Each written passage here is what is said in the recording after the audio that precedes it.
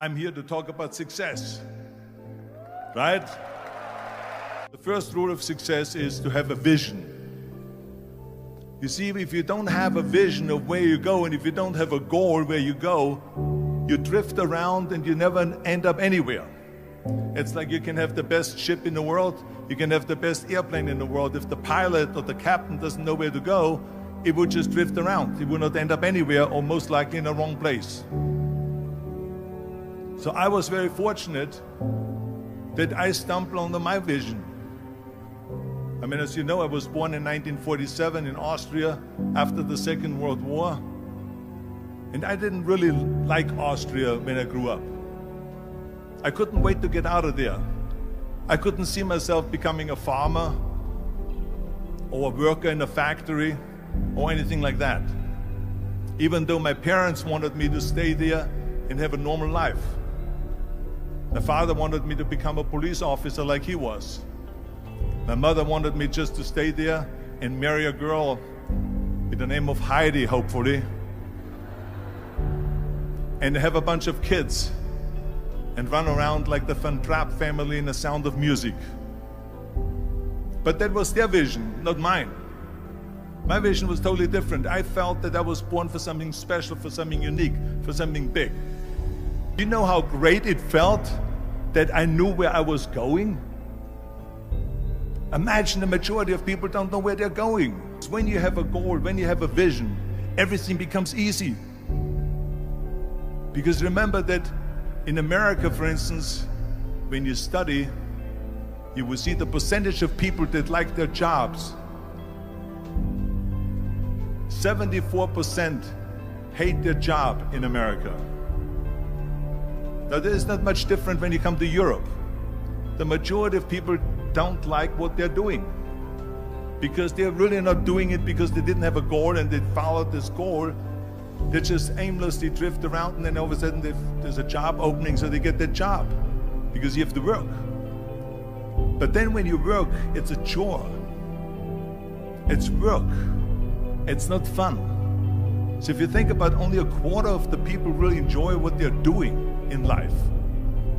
That is unbelievable if you think about it. So I felt so blessed that I knew what I was doing.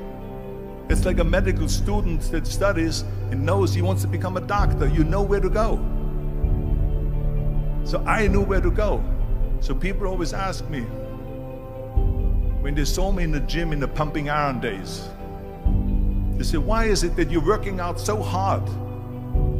5 hours a day, 6 hours a day, and you have always a smile on your face.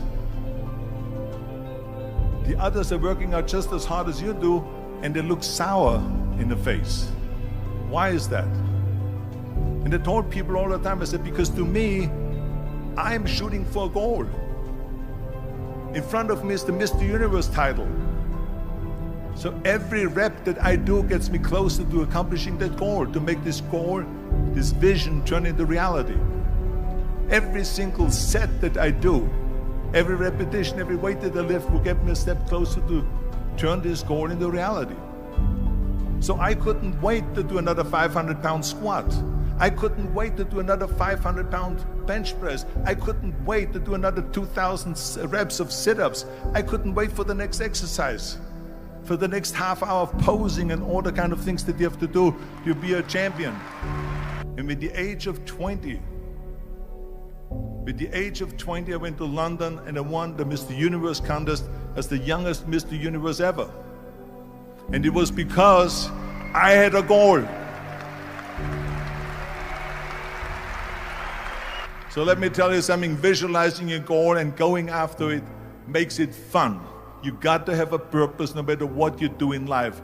You got to have a purpose.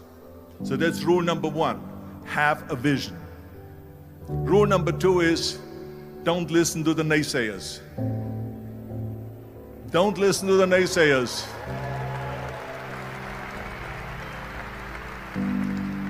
Everything I ever did, the thing that I heard out of people's mouth was, that's impossible.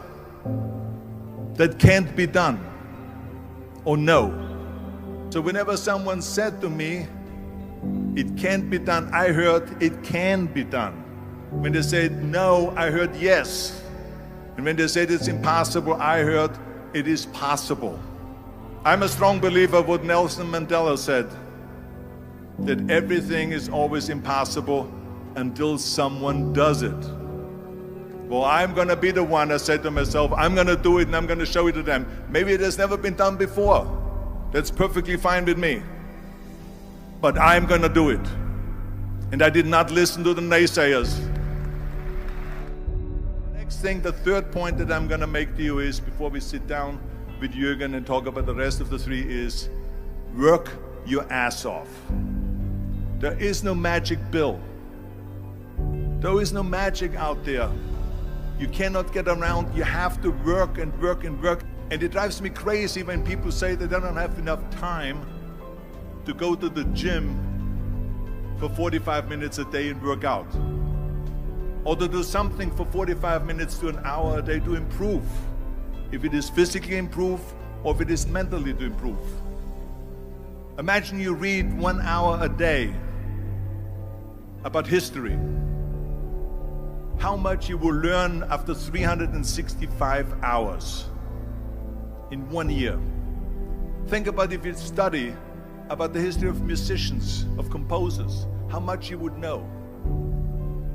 Imagine if you would work on a business, on some business that you want to develop every day for an hour.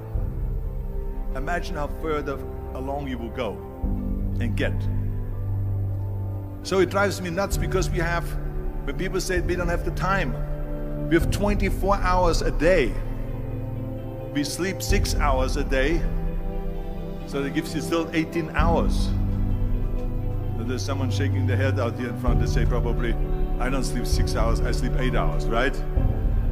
Or just sleep faster.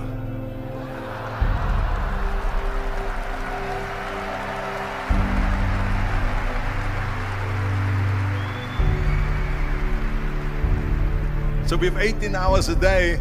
The average person works around 8 to 10 hours.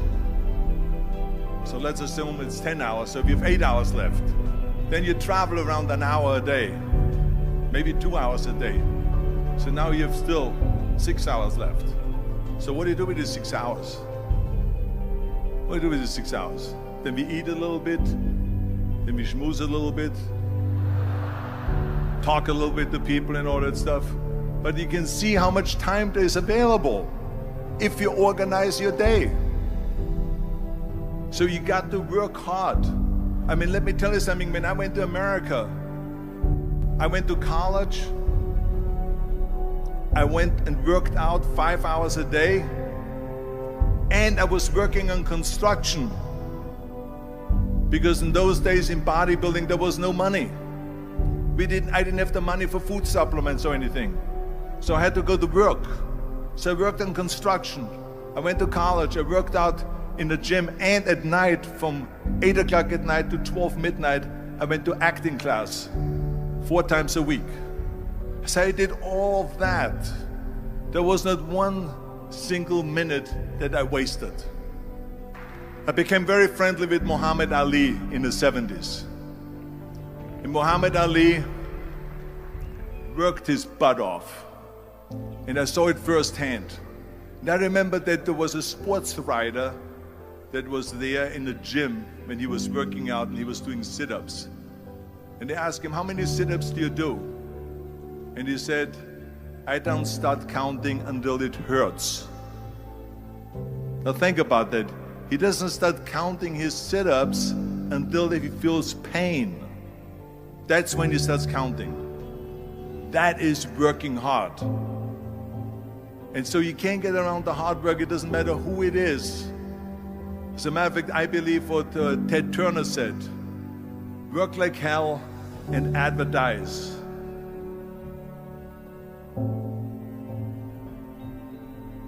You get it? Work like hell, go to bed, and early to rise, work like hell and advertise.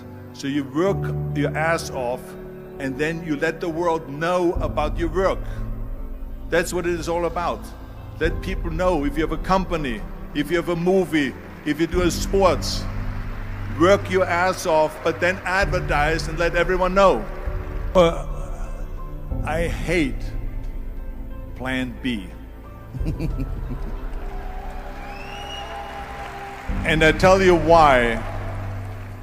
Because we have so many doubters, as I've said earlier, the no-sayers. We have so many of those people that say no, and you can't do it, it's impossible. That is okay, because we just turn off, as I said earlier, and we listen and we hear the no being a yes. You can't do it, you can do it, and all of that. So that is possible to do that amongst all the negative people around you. But when you start doubting yourself, that's very dangerous. Because now what you're basically saying is that if my plan doesn't work, I have a fallback plan, I have a plan B. And that means that you start thinking about plan B, and every thought that you put into plan B, you're taking away now that thought and that energy from plan A.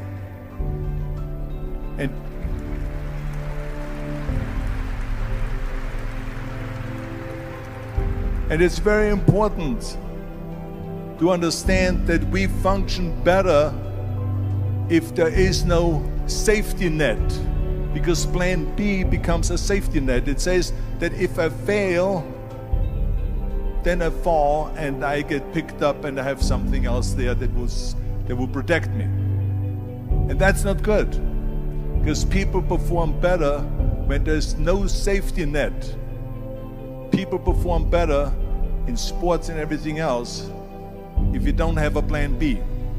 To me, it is very dangerous to have a plan B, because you're cutting yourself off from the chance of really succeeding. And the reason, one of the main reasons why people want to have a plan B is because they are worried about failing. What is if I fail, then I don't have anything else? Well, let me tell you something. Don't be afraid of failing, because there's nothing wrong with failing. You have to fail in order to climb that ladder. There's no one that doesn't fail. We all fail. It's okay.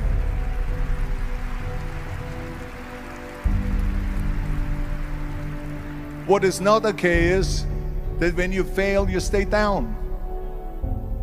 Whoever stays down is a loser. And winners will fail and get up, fail and get up, fail and get up. You always get up. That is a winner.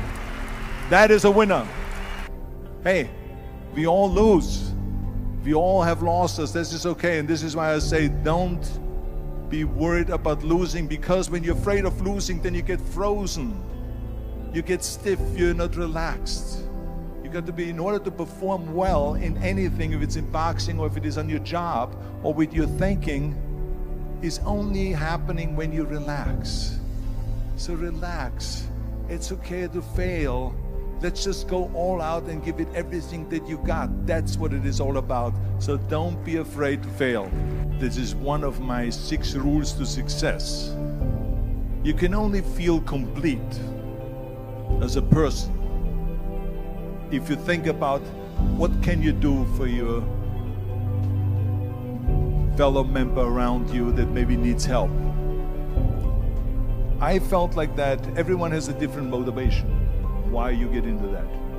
I was an immigrant going to America, and I saw how America was the most generous country in the world. I mean, they opened up their arms to me, they helped me, they invited me for Thanksgiving dinner. The people, they brought me, the bodybuilders in the gym brought me plates to my apartment because I had no plates, I had no silverware, I had no bedware, I had no pillows, I had no blanket, I had no TV, I had no radio, I had nothing. They brought it to my apartment. They helped me. And I saw that firsthand, this generosity in America. And I said to myself, as an immigrant that is being embraced with open arms, that I need to go and make sure that I give something back.